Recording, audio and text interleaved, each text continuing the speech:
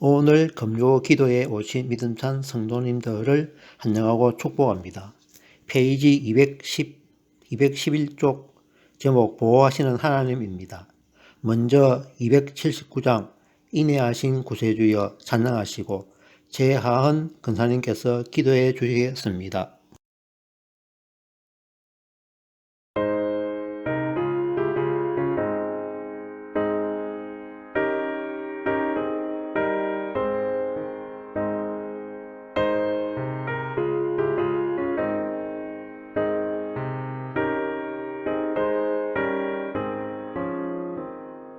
인내하신 구세주여 내가 비오니 죄인노라 하실 때에 날 부르소서.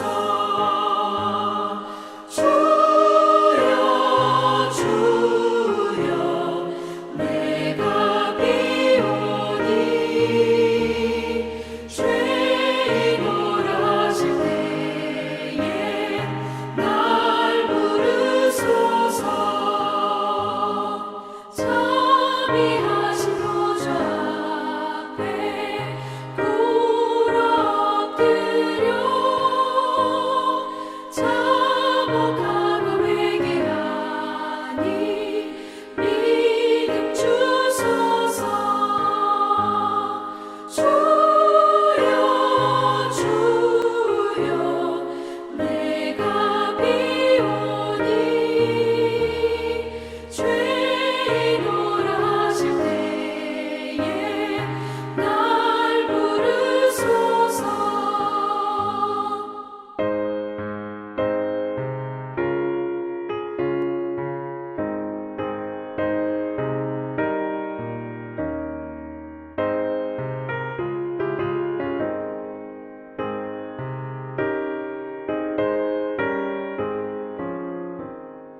주의 공로 의지하여 주께 가오니 상한 마음을 고치시고 구원하소서. 주여 주여 내가 비오니 죄인노라 하실 때에 날 부르소서. 만복 그건 우리 주여 위로하소서. 우리 주와 같으시니 어디 있을까.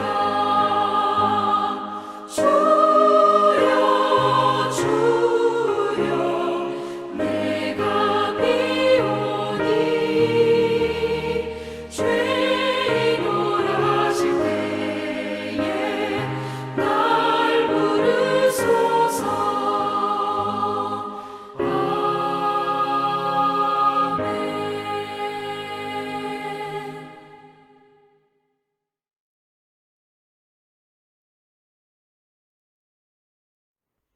이사야 65장 1절에서 2절 말씀.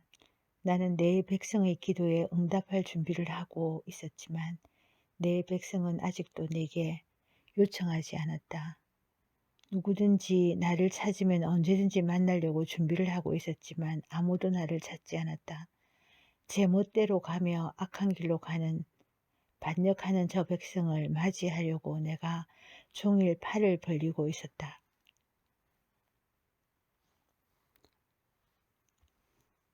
하나님, 기억나지 않는 죄까지 토로해낼 수 있는 금요 기도 회시간 되길 원합니다. 매일 바이블 타임 교제로 큐티를 하게 하신 하나님, 감사의 유익은 하나님께서 허락하신 모든 상황에서 자족함을 배우며 감사로 나아갈 때 몸과 마음을 건강하게 하며 하나님의 뜻을 알아가는 삶을 살아갈 수 있다고 고백할 수 있는 믿음 주심에 감사합니다. 우리의 터가 견고한 줄 알았더니 호공의 발을 딛고 있음을 깨달았습니다. 분주하고 복잡했던 삶이 한순간 코로나 바이러스로 멈춰서 버렸습니다. 끊임없는 비교와 경쟁에 내몰리며 교차되는 열등감과 우울감 속에 우울과 방황과 상한 마음으로 살아가는 저희들을 불쌍히 여겨 있는 모습대로 용납하시며 사랑해 주신 하나님, 사랑 안에서 안정감을 찾고 예수 그리스도의 생명값으로 저희들을 회복시켜 주심을 감사를 드립니다. 하나님, 이 시간 간절히 원하옵기는 믿음찬 교회의 다음 세대가 거룩함과 성결함을 입어 이 땅과 교회를 새롭게 할 수 있는 부흥의 거루터기가 되길 기도합니다. 하나님, 새로 세우실 목사님을 빨리 보내주시길 간절히 소원합니다. 너는 주님의 손에 들려있는 아름다운 면류관이 될 것이며 하나님의 손바닥에 놓이는 왕관이 될 것이다. 이사야 62장 3절 말씀처럼 믿음산 교회 성도 모두가 은혜 안에 거하길 원합니다. 이 모든 말씀 예수 그리스도 이름으로 기도드렸습니다. 아멘.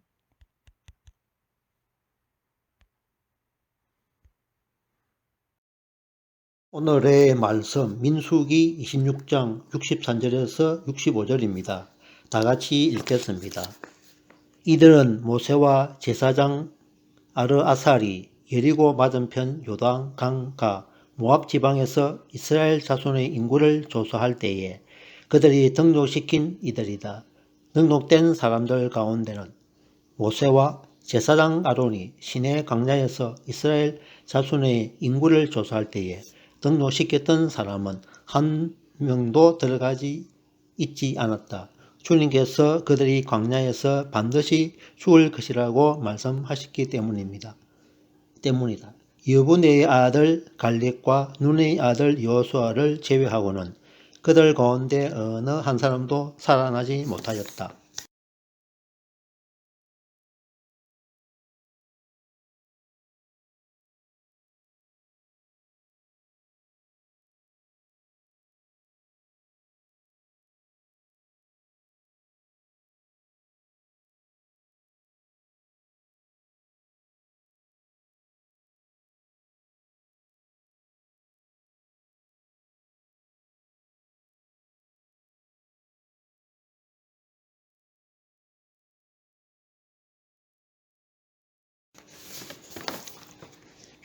갈렙과 여호수아입니다. 이 세대가 새로운 출발입니다. 왜 들어갔을까요? 불평할 수 있는 상황, 모두가 불신앙, 불순종할 때에 하나님을 바라보았기 때문입니다. 백성들은 다시 애굽으로 돌아가자고 했습니다. 두 사람은 하나님께서 그들을 주셨다고 말했습니다. 그렇다고 상황이 바뀐 것은 아닙니다. 하나님의 개입을 인정할 뿐입니다. 지금 우리는 나름대로의 삶이 어렵습니다. 그 삶의 자리에서 하나님을 바라보십시다. 그 다음은 하나님의 책임을 지십니다. 아멘. 오늘의 묵상입니다. 다 함께 읽겠습니다. 두 차례에 걸친 인구조사는 이스라엘 백성들의 인구수 증가과 더불어 이스라엘 제2세대를 이루는 공동체의 규모를 보여줍니다. 무엇보다 1차 인구조사 당시 계수함을 입은 자는 60만 3,550명이었고 2차 인구조사 결과 계수함을 입은 자는 60만 1,730명입니다. 그러므로 이스라엘 전체 인구수는 불과 1,820명이 감소한 정도였습니다. 이러한 사실은 이스라엘 백성을 향한 하나님의 사랑과 보호하심, 그리고 하나님의 섭리를 볼 수 있습니다. 그렇다면 하나님의 백성 이스라엘을 보호하시고 인도하시는 하나님의 사역은 어떠했습니까? 첫째, 하나님의 영광을 위해 헌신하는 자들을 보존하셨습니다. 둘째, 백성들의 성기를 위해 이스라엘을 징계하셨습니다. 셋째, 순종하는 자들에게는 은혜와 복을 베풀어 주셨습니다. 하나님은 택한 백성들을 끝까지 보호하시고 인도하십니다. 그러기에 우리는 택한 받은 백성으로서 늘 깨어 믿음의 경주를 해야 합니다. 부르심에 합당한 삶을 살도록 최선을 다해야 합니다.